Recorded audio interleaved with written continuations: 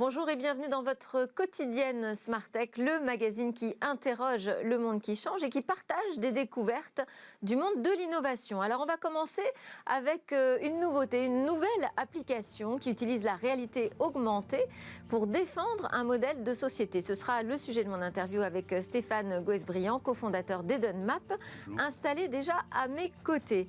Et puis au cœur de cette émission, je vous propose d'adresser un sujet qu'on évoque parfois un peu à tort et à travers, c'est celui des data centers. Eh bien, nous allons tordre le cou à quelques idées préconçues. On va découvrir un écosystème français. Et oui, il y a des data centers, des acteurs dont le métier, la profession est d'entretenir, de concevoir et de gérer des data centers français.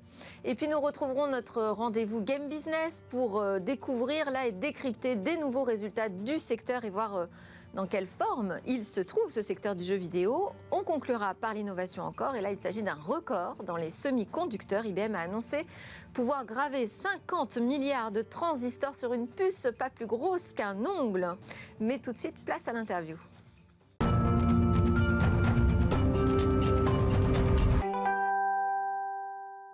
La réalité augmentée est-elle un outil inclusif? Je crois que c'est ce que peut défendre Stéphane de Goes-Briand, qui arrive directement de Nantes pour nous en parler. Vous êtes cofondateur d'Edenmap, donc c'est une application mobile de réalité augmentée, citoyenne, vous la voulez à fort impact social. Expliquez-nous quelle est sa vocation. Oui, alors ce qu'il faut savoir dès le départ, c'est qu'il y a dans le monde à peu près 4 milliards de personnes qui n'ont pas d'adresse postale.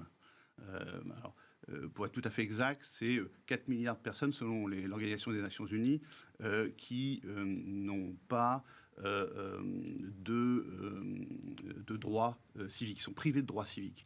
Et une des causes... Alors il y a les boîtes postales, justement, quand on n'a pas d'adresse postale. Exactement, il y a des boîtes postales qui sont... Alors il y en a quelques-unes, elles sont relativement peu nombreuses et souvent assez mal distribuées. Mais il n'y a pas de livraison à domicile, en fait. Et ce manque d'adresse à domicile cause d'énormes problèmes d'inclusion socio-économique des populations locales, parce que tout simplement, elles ne peuvent pas être secourues rapidement par les secours. Elles ne peuvent pas, évidemment, recevoir des services ou des colis à domicile, ne pas être raccordées au réseau d'assainissement, parce que la collectivité, les municipalités, je parle des pays du Sud, d'Afrique, d'Asie du Sud-Est, n'ont pas les moyens de connaître leur territoire. Et puis, au final, c'est un problème de citoyenneté, puisque, effectivement, l'individu se définit aussi par rapport à son domicile et par rapport à son état civil.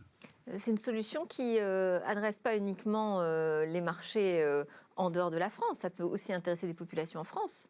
Alors oui, vous avez raison. En fait, notre premier client, d'ailleurs, ça a été l'État français, qui est venu pour une mission dans les DROM, en Outre-mer, pour des problématiques, effectivement, d'adresse et de fiabilisation des flux d'adresses pour effectivement aider les collectivités locales à mieux s'organiser autour de l'adresse. Il faut savoir qu'en France, effectivement... Alors comment on la génère, cette adresse virtuelle ? Alors, c'est un mécanisme assez complexe qu'on a mis en œuvre, qui est complètement digital et qui permet de reconstituer une adresse postale directement à travers un certain nombre de mécanismes digitaux. Avant, c'était assez manuel. C'est une géolocalisation par GPS ? On utilise exactement des images satellites pour définir effectivement les contours de bâtiments, et puis des outils GPS qui nous permettent aujourd'hui aussi, à travers l'application, de recevoir les signaux. Nous, on les traite, et puis on peut, à travers effectivement des périphériques mobiles, récupérer soit de l'information, soit diffuser cette information. C'est le cas de la technologie qu'on met en œuvre en réalité augmentée, qui permet, à travers le mobile, de pouvoir avoir son numéro de rue et tout simplement le nom de rue. Alors ça, expliquez-nous ce que vient faire la réalité augmentée là, dans ce process. Alors c'est assez simple. Il faut bien comprendre que dans les pays dans lesquels on travaille, il n'y a pas de plaque de rue, il n'y a pas de numéro de rue. C'est-à-dire que vous allez dans des pays où effectivement vous circulez dans des voiries où il n'y a absolument rien. Alors parfois il y a quelques noms de rue. Donc on peut dire, je décide d'avoir une position GPS. C'est ça, d'être identifié à tel endroit par ma position GPS. Voilà, on a une application qui permet à chaque citoyen de pouvoir s'identifier, recevoir son certificat de domicile.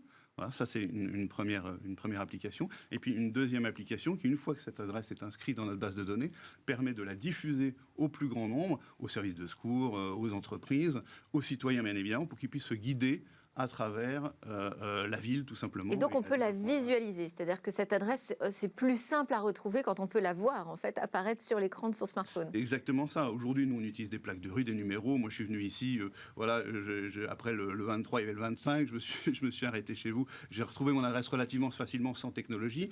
Maintenant, effectivement, il faut savoir que dans les pays où il n'y a absolument rien, et où la pose et la fabrication des plaques de rue et des numéros coûtent extrêmement cher. Ils n'ont pas forcément d'ailleurs les moyens de pouvoir financer ce type d'implantation physique. Les technologies sont efficaces pour pouvoir justement, à travers un périphérique mobile, surimposer à la caméra des plaques de rue, des numéros de rue, ce qui fait que la personne peut se guider à travers son mobile directement jusqu'à son... Et comment cette idée a germé dans la tête d'une start-up nantaise ? Je pense qu'on n'a pas beaucoup de problèmes de plaques dans les rues. On n'a pas de problème de plaques à Nantes, je vous rassure. Vous venez du monde de l'association ? Non, je travaillais dans une boîte d'ingénierie qui travaillait dans les domaines de l'aménagement urbain et de l'environnement. C'est un groupe qui s'appelle Keran à Nantes. Et nous avons, avec mon associé actuel, fait pour le compte de ce groupe-là une mission au Kenya pour le compte de la Banque mondiale pour adresser 3 villes autour de Nairobi. Et c'est à ce moment-là que j'ai vu quels étaient les process qui étaient mis en œuvre, qui étaient extrêmement manuels. C'est-à-dire qu'on allait quasiment avec un mètre sur le terrain pour définir où était située l'habitation. Et effectivement, sur ces problématiques d'adressage, il n'y a pas... j'allais dire, le numérique au sens large n'était pas encore intervenu dans ce domaine-là. Et on a eu l'idée, effectivement, de monter une structure qui permettait de digitaliser l'ensemble des processus de création d'une adresse postale, depuis, effectivement, les études jusqu'à l'implantation quasi physique, à travers la réalité augmentée, d'un système d'adressage complet. Et alors là, l'outil technologique, c'est ITS Group qui vous l'a fourni. Tout à fait. Alors, c'est ITS Group avec qui on a travaillé. Alors, nous, on n'est pas des spécialistes en réalité augmentée. Effectivement, on a conçu... Parce que ITS Group, c'est quand même, il faut savoir, c'est quand même pas n'importe qui. Hein, c'est un fournisseur de technologie pour des grands comptes comme EDF, Enedis, la SNCF ou encore la Société Générale. Et là, ils sont intéressés à vous, à votre projet. Oui, alors déjà, c'est pour ça qu'on s'est tourné vers eux. C'est-à-dire qu'ils avaient une palette de compétences qui nous permettait effectivement de gérer à peu près l'ensemble de nos applications, puisqu'on utilise différentes technologies, et notamment sur cette technologie en réalité augmentée, on n'était pas des spécialistes et on s'est tourné vers eux pour pouvoir développer notre application. Et effectivement, c'est un groupe avec lequel on a co-construit cette application. Ils n'étaient pas familiers de notre métier. Ils ont trouvé le projet plutôt intéressant. Avec une dimension très sociale. C'est vrai que c'est aussi un des axes forts de notre métier, c'est pouvoir justement apporter cette inclusion socio-économique des populations en règle générale, en tout cas la favoriser. Et ce projet a intéressé ITS, on s'est rencontrés et puis on a comme ça débuté notre collaboration il y a quelques mois maintenant, presque un an. Vous voyez. Merci beaucoup Stéphane Goes-Briand pour nous avoir fait découvrir comment la techno, la réalité augmentée peut aussi être une arme citoyenne et sociale. On change complètement de sujet, c'est l'heure de notre talk à la découverte d'un écosystème fort méconnu finalement, c'est celui des data centers français.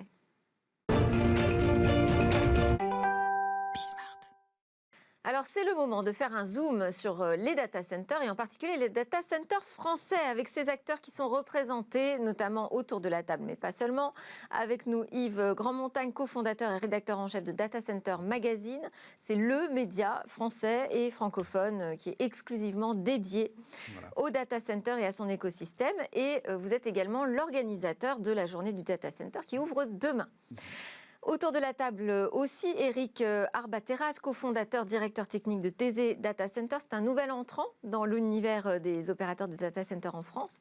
Et vous êtes, avec un parcours derrière vous, quand même déjà bien solide, d'experts dans la construction et la direction de centres informatiques. Nous avons en visio Olivier Micheli, qui est président, directeur général de Data 4, opérateur donc français et investisseur européen majeur sur le marché des data centers. 21 data centers en France, en Italie, en Espagne ou au Luxembourg. Et vous êtes également président de France Data Center, qui est l'association professionnelle qui regroupe l'ensemble des acteurs du data center en France. Alors, vous voyez, vraiment, l'écosystème est pas mal représenté ce matin dans Smartech. Yves Grandmontagne, on va démarrer ensemble parce que c'est vrai que c'est un peu un sujet qu'on a l'impression de connaître, mais dont on n'a pas vraiment touché du doigt la réalité. Donc, il existe un écosystème de data center français. Qu'est-ce que ça représente? Combien d'acteurs? Qui sont-ils? Alors, en nombre d'acteurs, c'est difficile de l'exprimer parce que ça touche beaucoup de métiers. Que ce soit sur la partie construction, on est plutôt sur le BTP, et puis ensuite, sur la partie exploitation, on est dans le domaine informatique. On estime qu'il y a environ 5000 data centers en France, des data centers plutôt privés, et 200 data centers colocation, c'est-à-dire des gros data centers. Des campus? Alors, le campus, c'est la réunion de plusieurs data centers. C'est le cas de Data 4, c'est le cas également de TZ Data Center, qui sont donc des campus qui se développent au fur et à mesure des besoins. Et le besoin, il est énorme, parce qu'on est... Alors, peut-être déjà, je ne vais pas commencer par le début. Qu'est-ce qu'un data center, finalement? Alors, un data center, pour bien l'expliquer, on fait souvent la confusion entre l'informatique et le data center. Le data center, c'est le lieu qui va accueillir l'informatique. Donc, c'est un projet qui est à la fois d'ordre immobilier. Il faut des murs, il faut le sol, le toit, etc., d'un côté. Et puis, de l'autre côté, il faut de l'électricité, il faut du refroidissement, il faut de la sécurité, c'est un point extrêmement important. Il faut aussi des interconnexions, c'est-à-dire avoir les gros tuyaux qui permettent de faire les transferts de données.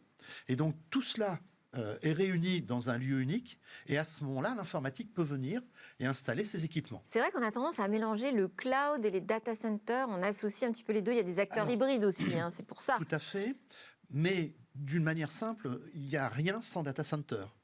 C'est-à-dire, il n'y a pas d'informatique sans data center, puisqu'il faut un lieu pour mettre les ordinateurs. Donc des fermes de serveurs. Des fermes de serveurs en particulier, et le cloud va s'installer dessus. Alors, on va parler, Eric Barretas, je vais y arriver avec votre nom, désolé, plus précisément de ce que ça fait, comment vous travaillez. Mais déjà, est-ce que vous avez le sentiment aujourd'hui que justement c'est un écosystème qui est mal connu, peut-être mal compris? Il a été très longtemps, il est passé inaperçu très longtemps. Aujourd'hui, effectivement, il y a une opinion publique qui commence à prendre en compte le sujet, pas toujours sur un angle très positif. On parle beaucoup de la pollution générée par les data centers. Exactement. Il y a une image en data center qui crée peu d'emplois et qui, par contre, a une empreinte écologique et énergétique, notamment, qui est très, très forte. Il y a une empreinte énergétique, c'est clair. Pour autant, beaucoup d'efforts ont été réalisés, aussi bien en France que dans le monde entier. Et justement, c'est un peu le sujet du think tank qu'on avait créé avec plusieurs acteurs, qui est de réduire cette empreinte énergétique des data centers. Olivier Micheli, on va avancer encore plus dans la compréhension de ce que c'est un data center. Aujourd'hui, c'est clairement ce qui soutient une grosse partie de l'économie, puisque ça porte toute la transformation numérique. Je pense que vous n'allez pas nous dire le contraire. Comment ça se passe depuis le début de la crise sanitaire ? Écoutez, alors la bonne nouvelle, c'est que depuis la crise sanitaire, ça fait plus d'1 an, nous n'avons eu aucun incident majeur, c'est-à-dire que les data centers ont joué leur rôle d'héberger et d'accueillir l'informatique que nous utilisons tous les jours sans panne. Et sachant que les usages ont augmenté de manière exponentielle, avec du jour au lendemain les entreprises, les citoyens qui ont tous basculé sur l'utilisation du numérique pour continuer à échanger, à travailler. Et donc, vous n'avez eu aucune panne majeure, ce qui est quand même très positif, puisque nous avons joué ce rôle de soutien à l'économie numérique et bien sûr à l'économie du pays. Un rôle aussi dans les territoires ? Tout à fait, oui. Oui, parce que l'informatique, pour se développer, a besoin de relais.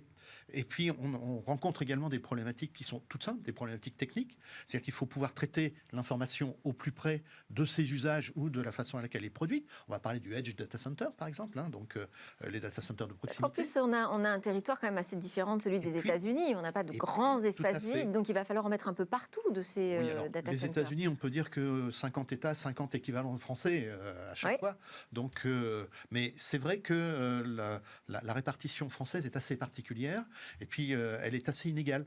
Alors, il y a un axe principal qui est l'axe Paris-Marseille, puisque c'est un axe où on voit toutes les les interconnexions qui se font. Hein, on a les tuyaux qui arrivent par les câbles sous-marins d'un côté, et puis on a le pôle parisien qui est extrêmement important.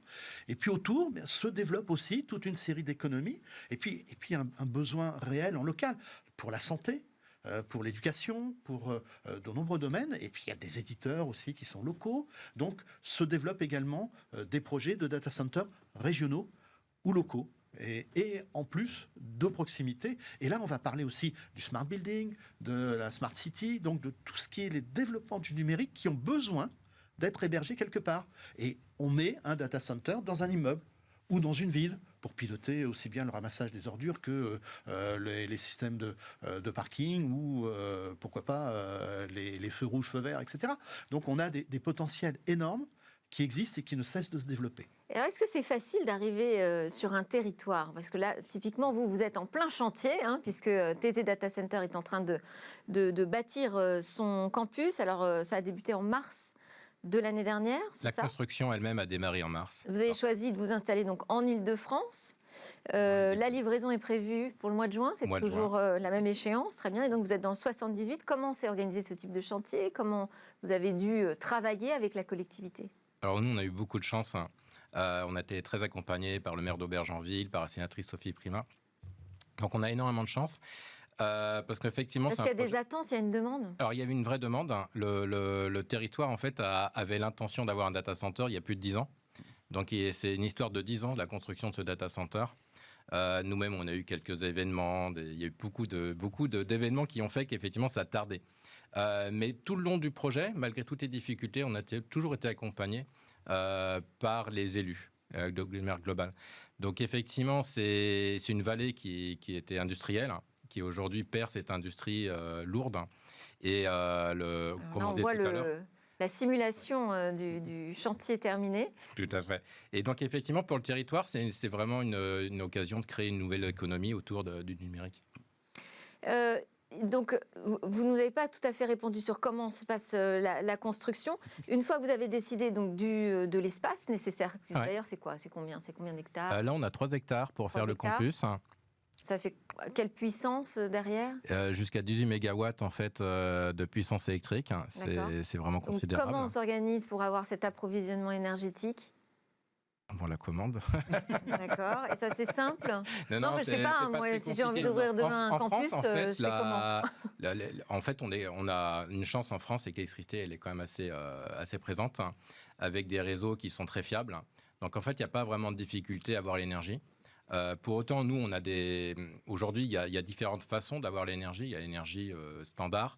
Il y a des certificats d'économie d'origine garantie qui permettent effectivement d'acheter l'énergie plus propre, hein, donc effectivement produite avec des énergies renouvelables. Par contre, nous, et vous avez un engagement justement sur la réduction au minimum des dépenses énergétiques de votre futur campus? Tout à fait. Donc on a une dizaine d'engagements autour du RSE. Déjà, la première chose, c'est de réduire la consommation d'énergie du data center par lui-même, et on va la réduire de 30% par rapport à un data center classique. La seconde chose, c'est effectivement de s'approvisionner en énergie renouvelable.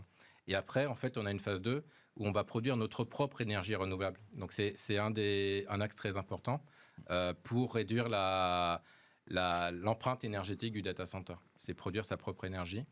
Et après, il y a d'autres axes encore qui est récupérer la chaleur du data center pour chauffer des industries autour. Donc il y a une conscience environnementale, en tout cas au début du projet. Olivier Micheli, on a parlé donc de l'enjeu économique, on a abordé là l'enjeu environnemental. Il y a évidemment un enjeu de souveraineté, parce que véritablement aujourd'hui, quand on adresse le sujet du data center, on pense plutôt aux Américains. Alors, oui, vous avez raison, il y a un enjeu de souveraineté. Alors, au-delà du débat avec les acteurs américains, Yves l'a dit au début, vous avez bien compris, le data center, c'est un peu la maison du numérique et puis le carrefour du numérique, puisque dans un data center, on héberge les serveurs sur lesquels sont installées les applications que nous utilisons, citoyens, administrations, entreprises, tous les jours. Et donc, si le data center ne fonctionne plus, si vous avez une panne majeure, c'est tout le numérique qui s'arrête. Donc, c'est pour ça qu'on parle à la fois de maison du numérique, puisque nous avons cette fonction d'hébergement, et de carrefour du numérique, puisque c'est dans les data centers que nous échangeons les données. Donc, c'est un actif qui est essentiel, qui fait partie des infrastructures numériques et qui est essentiel au bon fonctionnement du numérique. Donc, la question qu'on doit se poser, c'est est-ce qu'on souhaite dépendre d'un État tiers pour accéder à son environnement numérique qui est installé dans les data centers? La réponse est évidemment non. Et c'est pour ça qu'il est essentiel pour notre pays, la France et l'Europe de manière générale, d'avoir des gros actifs de data centers qui sont maîtrisés par des acteurs européens et des acteurs français. Mais Olivier Micheli, Donc ça, est-ce qu'on a les moyens de répondre à la demande, nous, aujourd'hui, en France? Parce qu'on ne la connaît pas très bien, visiblement, cette taille de l'écosystème des data centers français. Alors, maintenant, donc voilà, donc ça, c'est pour ça. C'est essentiel d'avoir sur notre territoire des actifs de data centers. Maintenant, quand on regarde les acteurs de data centers, vous avez raison, les grands acteurs majeurs mondiaux sont soit américains, soit asiatiques. Et finalement, vous voyez, par exemple, nous, Data4, on est le premier acteur européen natif de data center. C'est-à-dire que le siège est à Paris, nous avons des investisseurs qui sont européens, et notre terrain de jeu est l'Europe. Et pourtant, notre taille est beaucoup plus petite que les gros acteurs auxquels nos gros concurrents. Donc, c'est pour ça que vous avez, si vous voulez, pour être plus précise, est-ce que les grands comptes, les grandes entreprises confient leurs données à des data centers français comme le vôtre?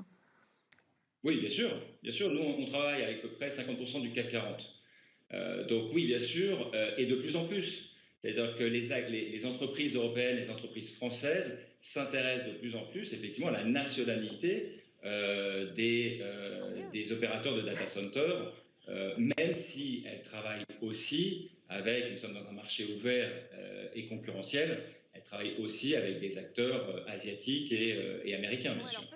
Peut-être que ça va se décider aussi sur la capacité à garantir une bonne protection de ces données, puisque à partir du moment où c'est sur le sol français et européen, il y a des lois qui les protègent, mais il y a aussi l'enjeu de la cybersécurité, Yves. Alors, il y a deux enjeux. Il y a l'enjeu de la sécurité et celui de la cybersécurité. Donc, alors, la sécurité physique, puisqu'on en parle, on a eu un incident en France, qui est l'incendie OVH. Du data center d'OVH à Strasbourg, ouais. En effet, ouais. Qui a marqué les esprits. Et Olivier Micheli l'a dit dans une interview que l'on a fait ensemble très récemment, où c'est au niveau mondial. Les esprits ont été marqués par cet incendie, parce qu'un gros incendie comme ça, c'est rare, il n'y en a pas eu. Il y en a eu un, je crois, il y a quelques années, mais il y en a très peu. Des incidents, il y en a toujours, parce qu'un data center, c'est un concentré de technologie électrique. Donc à partir de là, l'électricité, c'est quelque chose qui est très difficile à maîtriser. En plus, on a des onduleurs, on a des batteries. Donc ça, ce sont des produits qui évoluent dans le temps, qui sont en permanence actifs. Donc des incidents, il y en a régulièrement. Heureusement, ils sont contrôlés. Et les data centers sont conçus pour résister à ce type d'incident. Le problème qu'il y a eu concernant OVH, c'est qu'on est sur un acteur qui avait plutôt une dynamique sur le cloud et qui est une dynamique low cost, donc qui n'a pas forcément, comme nos deux acteurs qui sont présents, que ce soit Tesla Data Center ou que ce soit Data4, ce sont des sociétés qui investissent énormément sur la sécurité. Bon, sécurité physique, sécurité incendie, et puis maintenant cybersécurité. Et puis on va rajouter un autre domaine, parce que c'est une actualité récente. Aux États-Unis a été arrêté un terroriste qui avait l'intention de dynamiter un data center d'Amazon. Et son objectif, c'était de perturber l'Internet mondial en faisant cela. C'est-à-dire qu'on est aussi sur de la géopolitique. Et le data center peut aujourd'hui... Alors, je sais qu'ils n'aiment pas trop qu'on en parle, parce que la sécurité, c'est quelque chose d'essentiel. Donc, on a tendance, dans ces cas-là, à un petit peu s'isoler et à ne pas trop se montrer. Mais il y a un vrai risque qui existe. Et la gestion du risque, c'est quelque chose qui est essentiel aujourd'hui dans le data center. Le problème qu'on a rencontré avec OVH, soyons très précis, c'est que la gestion du risque n'a pas été prise suffisamment en compte par rapport à ces acteurs que l'on a, entre autres, ici. On n'a pas OVH pour répondre à cette affirmation. Donc voilà. Bon, simplement... les data centers investissent énormément dans la sécurité. Ce qui est certain, c'est que ça a dû, j'imagine, avoir un impact sur l'image des data centers français et de leur capacité à répondre à un incident. En tout cas, il y a eu beaucoup d'inquiétudes. Et vous, ça vous met une certaine pression là au moment où vous bâtissez un campus de data center. Aujourd'hui, vous devez garantir un niveau de sécurité, vous devez faire vos preuves là-dessus. En fait, la sécurité, on l'a intégrée dès le départ, parce que c'est vraiment... sur l'hébergement professionnel, une demande très très forte, voire la première demande des clients, qui est la sécurité physique et la sécurité de fonctionnement. Alors, fonctionnement, il y a des niveaux. Alors là, je sais pas, les tirs forts, par exemple, je crois que c'est le niveau le plus élevé de sécurité. Donc voilà, nous, on l'a intégré dès le départ. Et on est le premier data center d'hébergement à être certifié Tier 4 par Optane Institute, qui est un organisme... oui, vous le dites en français, vous avez raison. qui est un organisme américain, malgré tout, donc vous avez raison, qui définit le niveau de disponibilité. Donc là, on va être disponible à 99,995% du temps. Donc ça veut dire quoi? Que tout est doublé? Il y a une redondance? Tout est doublé. Et y compris, en fait, tous les cas d'incidents, y compris l'incident d'incendie, par exemple, et doit être circonscrit dans la partie où l'incendie a démarré. Donc, effectivement, c'est un peu comme un avion qui a 3 ou 2 ou 4 réacteurs. On doit pouvoir voler avec un nombre minimum de réacteurs. Donc, le data center est conçu de la même façon, avec des équipements qui acceptent en fait la panne. Donc, voilà, on est d'une architecture à tolérance de panne. Ah oui, on est vraiment sur des niveaux de criticité très, très élevés. Tout à fait. Ce qui nécessite de très gros investissements. C'est pour ça qu'un data center, c'est un très gros projet et c'est un projet industriel. Et alors, qui suit au niveau des investissements en France? Alors, on peut peut-être poser la question à Olivier posons la question à Olivier Micheli, tiens. Eh oui. Qui suit au niveau des investissements? Alors, au niveau des investissements, on a de plus en plus... c'est un métier qui est très capitalistique, si vous voulez. C'est-à-dire qu'un data center, ça coûte plusieurs dizaines de millions d'euros. Nous, typiquement, chez Datacat, on a un développeur de campus de data center. Notre campus dans le sud de Paris fait plus de 110 hectares. Et si vous voulez, celui de Milan, 10 hectares. Pareil en Espagne, etc. Donc, en fait, ça coûte déjà très cher à acheter le foncier. Ça coûte très cher. Voilà, une très belle image où... on est en 90 000 volts, complètement redondé, 100 mégawatts. Bon, voilà. Donc, tout ça pour dire que c'est des investissements qui sont colossaux. Et par conséquent, il faut pouvoir accéder de manière très importante au capital. Nous, ça fait 1 an qu'on a levé de différentes manières 1 milliard d'euros pour accélérer la croissance de Datacat en France et en Europe. Et donc, derrière, vous avez à la fois des investisseurs maintenant institutionnels, ce qui est assez nouveau. Auparavant, on avait plutôt des fonds d'investissement. Se sont rajoutés ces investisseurs institutionnels. Typiquement, nous sommes partis de AXA Investment. Et l'année dernière, nous avons fait venir un fonds de pension danois, nous avons fait venir un assureur autour de table de Data4. Et donc, en fait, si vous voulez, vous avez toute une collection d'investisseurs à travers la planète qui s'intéressent de plus en plus à ces actifs, puisqu'il y a une croissance forte, avec des retours sur investissement qui sont aussi forts. Ce qui fait que je dirais que le capital n'est pas pour l'instant vraiment une source de problème pour notre secteur d'activité au regard de l'engorgement de tous les investisseurs que nous pouvons trouver à travers la planète pour investir dans cette classe d'actifs. Alors je voulais qu'on parle aussi... Oui, non, mais très bien. Donc, on a un marché qui est porté par ces perspectives de croissance. Peut-être juste un rappel, la France a une volonté d'accompagner les créations de data centers et la Banque des territoires accompagne ces cas. On n'a pas baissé les bras, quoi. La difficulté, c'est que les investisseurs vont plutôt vers les très gros projets. Et si on veut déployer data centers sur le territoire français, c'est beaucoup plus d'acteurs qui sont plus petits, qui n'ont pas forcément un historique derrière eux. Donc la problématique de financement est bien plus compliquée. Et heureusement, effectivement, la Caisse des dépôts, Banque des territoires, qui est un de nos actionnaires, qui nous accompagne, mais qui accompagne aussi beaucoup de projets dans les territoires. Nous, on a 2 actionnaires, Caisse des dépôts et effectivement le groupe IDEC, qui est un acteur français. Je vais juste vous donner un exemple. C'est pas facile de trouver des financements. Juste vous donner un exemple en termes de financement. Olivier Micheli vient de nous l'expliquer. Il a levé globalement environ 1 milliard d'euros, un peu plus d'1 milliard d'euros sous diverses formes pour accompagner son développement. À Marcoussis, c'est incroyable. Le rythme auquel se créent les data centers. Datacat a l'intention de doubler son nombre de data centers dans les 2 prochaines années. Ce qui est énorme, Olivier pourra le confirmer. Mais 1 milliard d'euros, ça représente ce que Digital Realty Interaction va investir à la Courneuve sur un seul data center conçu avec 4 gros data centers réunis en un campus. Donc on voit la dimension est incroyable. Quand un Google, un Facebook, un Amazon investit dans un data center, ils ont tout de suite des milliards à mettre. Et nous, on rame quelque part à réunir les fonds pour pouvoir être présent, ne serait-ce qu'être présent sur le marché. Je pense que Olivier sera d'accord avec moi pour évoquer cette question. Bon, après, ce n'est pas le seul écosystème en France qui court après les investisseurs. Si on parle de technologie, est-ce qu'il y a des technologies de rupture aujourd'hui dans le domaine du data center, puisqu'il faut bien le dissocier du cloud, Tout à fait.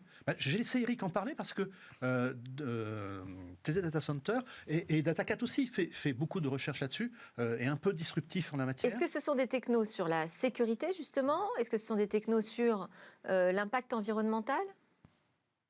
La grosse innovation, elle est vraiment portée avec un enjeu qui est l'empreinte environnementale. Oui. Ça part de avec des objectifs très très ambitieux, j'ai vu. Avec des objectifs très très ambitieux.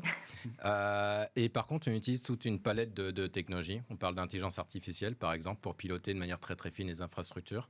On parle d'infrastructures qui sont effectivement des technologies qui sont, par exemple, de l'hydrogène. Aujourd'hui, c'est un des ateliers sur lesquels on travaille. C'est comment fournir une énergie plus propre. Donc voilà, l'hydrogène est en tout cas un des vecteurs possibles. Il y a effectivement il y a des sociétés françaises qui innovent en faisant effectivement de la production de chaleur offerte à des parcs immobiliers. Donc voilà, il y a beaucoup d'innovations, énormément d'innovations, aussi bien de technologie que de mode de business model autour de l'empreinte environnementale. Très bien. Un dernier mot, puisque c'est la fin de ce talk. Écoutez, le dernier mot, d'abord, c'est de nous suivre sur la journée du data center. On va évoquer donc c'est tout cela, demain. donc ce sera important. Et puis non, mais c'est un vrai domaine. D'ailleurs, j'ai noté comment vous ouvrez cette journée. Oui. Voilà ce qu'on trouve en pleine page du site dédié à la journée du data center. Un data center, c'est moche, ça consomme de l'énergie, ça pollue et ça ne crée pas d'emploi. Donc tout ça, ce sont des idées reçues auxquelles vous allez tordre le cou. Parce qu'il y a beaucoup de métiers, on n'a pas eu le temps d'en parler. Il y a énormément de métiers, on en aura beaucoup en présentation. Que ce soit d'ailleurs des métiers de high level, avec des ingénieurs qui développent, ou des métiers plus de terrain, avec des techniciens qui évoluent dans les data centers. Il y a un très très gros potentiel. Et surtout, il ne faut pas oublier que quand un data center s'implante, c'est toute une économie qui peut se créer. Et donc, la création d'entreprises, d'entreprises, d'emplois et d'activités peut devenir énorme. C'est l'avenir du numérique. Beaucoup d'enjeux autour de cet écosystème de data center français. Merci à tous les trois. Olivier Micheli, président, directeur général de DataCat Group, à Yves Grandmontagne pour avoir préparé avec nous ce plateau. Vous êtes cofondateur, je le rappelle, et rédacteur en chef de Data Center Magazine. Et Eric Arbaretas, cofondateur de TZ Data Center. À suivre, c'est le rendez-vous Game Business. Et bien là, on va voir quelle est la santé de cet écosystème du jeu.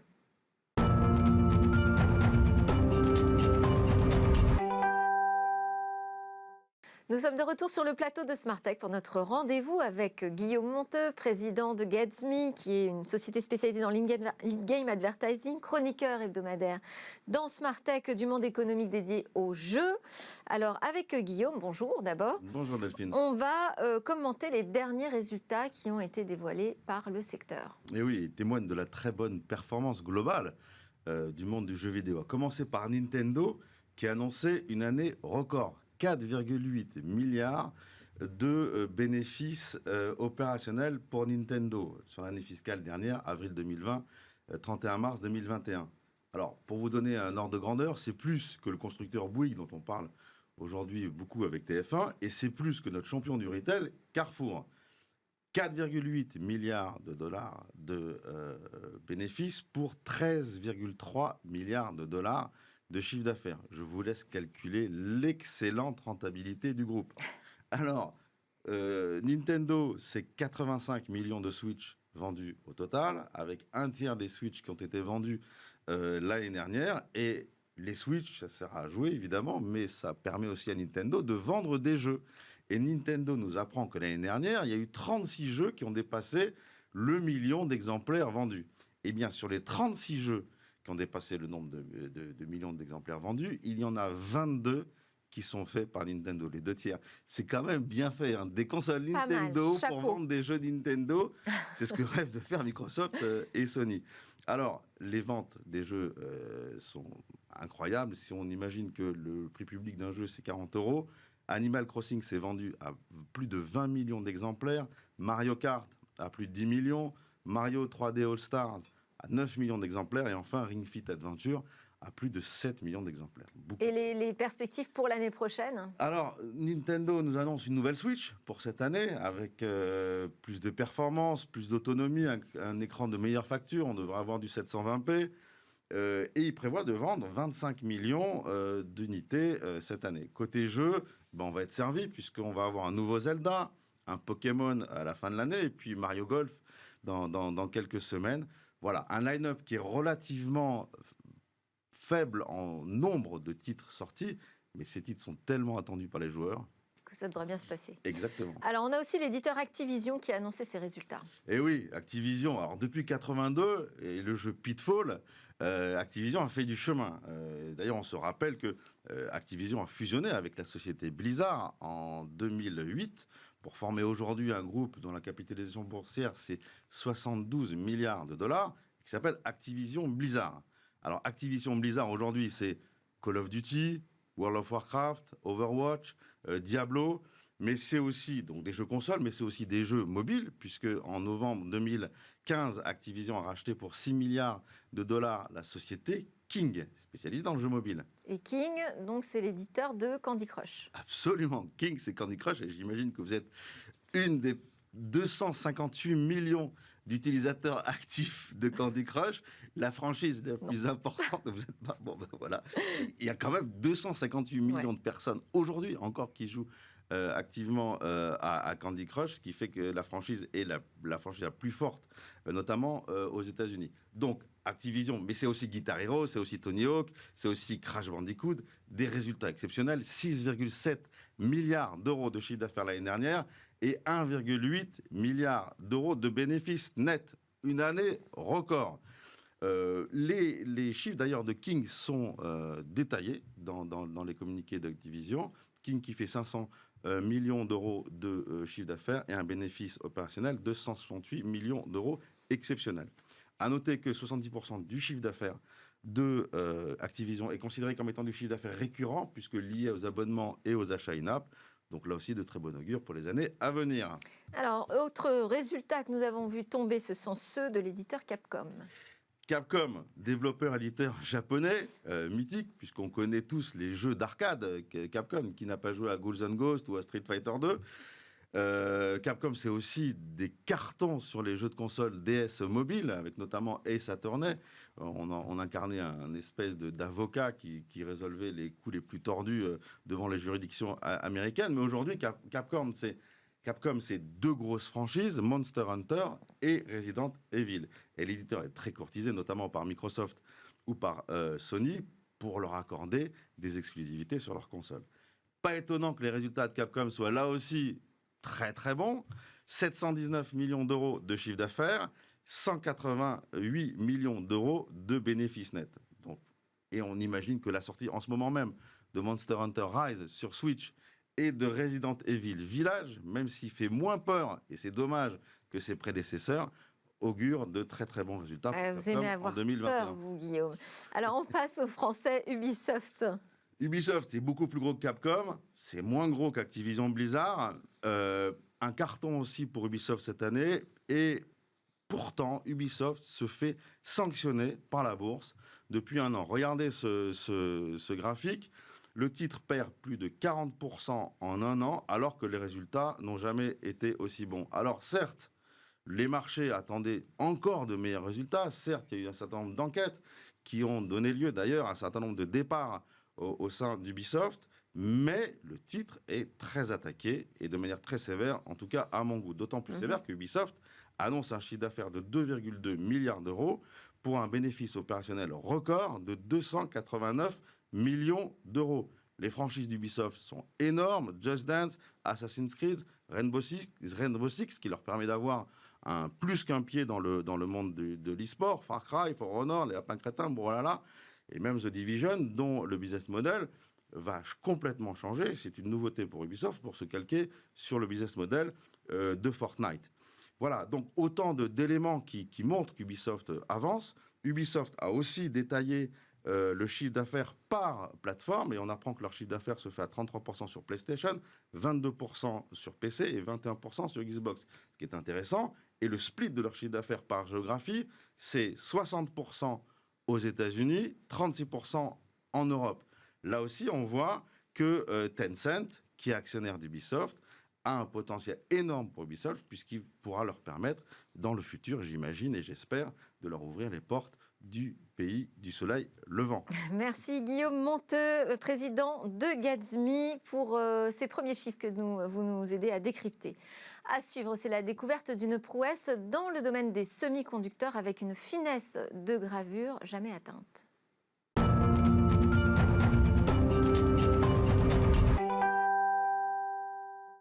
Bonjour Cécilia, alors en ce moment quand on évoque ce monde du semi-conducteur, c'est plutôt pour parler de la pénurie qui ralentit de très nombreux secteurs d'activité, mais aujourd'hui, nous dans Smart Tech, on va parler d'une innovation assez impressionnante qui a été dévoilée par le géant américain IBM. Oui, quand on parle de processeur, ce qu'il faut savoir, c'est que la finesse de gravure est une notion très importante. La finesse de gravure, elle va permettre aux constructeurs de réduire la consommation d'énergie et d'augmenter la puissance des processeurs. Plus on peut faire rentrer sur une puce des informations qui vont être gravées, plus elle sera puissante. C'est pour ça que c'est si important. C'est comme écrire sur une anti-sèche. Si on écrit le plus petit possible, on pourra mettre le plus d'infos possible pour peut-être réussir son contrôle. Ici, c'est exactement le même principe. Alors après 4 ans quand même de développement, IBM a fait un pas de géant en dévoilant une nouvelle puce gravée en seulement 2 nanomètres. Alors pour rappel, un nanomètre, ça représente 1 milliardième de mètre. C'est une unité de mesure qu'on avait déjà atteint, évidemment, mais jusque-là, la plupart des puces sur lesquelles fonctionnent les ordinateurs et les smartphones sont gravées à 7 nanomètres. En dessous, on est allé jusqu'à 5 nanomètres. Et aujourd'hui, ça fait une énorme différence. Pour la première fois, on passe la barre des 2 nanomètres, le tout avec des composants plus petits qu'un brin d'ADN, selon les responsables d'IBM. Et là encore, c'est une innovation. Pourquoi ? Parce que cette technologie, elle va permettre aux semi-conducteurs d'accueillir 50 milliards de transistors sur une puce de la taille d'un ongle. Alors, une revue américaine est allée demander à IBM qu'est-ce que ça représente, la taille d'un ongle. Et donc, d'après la réponse, ils ont recalculé tout ça. Ça correspond à 333 millions de transistors par millimètre carré, ce qui est énorme. Quand on a une puce à 5 nanomètres, elle n'affiche que 127 millions de transistors. Alors pourquoi c'est énorme ? Parce que plus il y a de transistors sur une puce, plus elle va être puissante. En fait, plus il y en a, moins les électrons entre chaque transistor auront à faire de chemin et donc ils changeront d'état plus rapidement, puisque c'est comme ça que ça fonctionne, d'état électrique. Et grâce à ça, ils seront beaucoup plus puissants. On aura donc une puissance de calcul doublée. Et là encore, IBM a innové. Et alors, quel est l'impact de cette innovation que l'on imagine déjà ? Mais selon IBM, toujours, sa création est à même d'offrir des performances supérieures de 45% et une consommation d'énergie inférieure de 75%, ce qui est énorme par rapport aux puces existantes aujourd'hui. Autrement dit, pour notre smartphone, par exemple, on pourra quadrupler l'autonomie de la batterie, ce qui veut dire charger notre téléphone seulement tous les 4 jours. Avec cette puce, on pourra aussi améliorer considérablement la performance des ordinateurs portables, un traitement plus rapide des applications, et puis un accès plus rapide à Internet, et puis les montres connectées, les écouteurs sans fil, tous les dispositifs électroniques et connectés pourront augmenter leur performance. Et puis il y a le marché des véhicules électriques autonomes qui va être très intéressé, celui des data centers. Bref, tout le monde va vouloir en être, d'autant plus à cause de cette pénurie de semi-conducteurs, mais surtout parce que les capacités vont être énormément beaucoup de promesses, mais il va falloir attendre encore un peu parce que là on est encore au stade pas de du labo. commercialisation. Exactement. Merci beaucoup Cécilia Sévry, merci à tous de nous avoir suivis. À suivre, c'est le lab où les entreprises du numérique viennent pitcher et on se retrouve demain évidemment pour de nouvelles discussions sur la tech.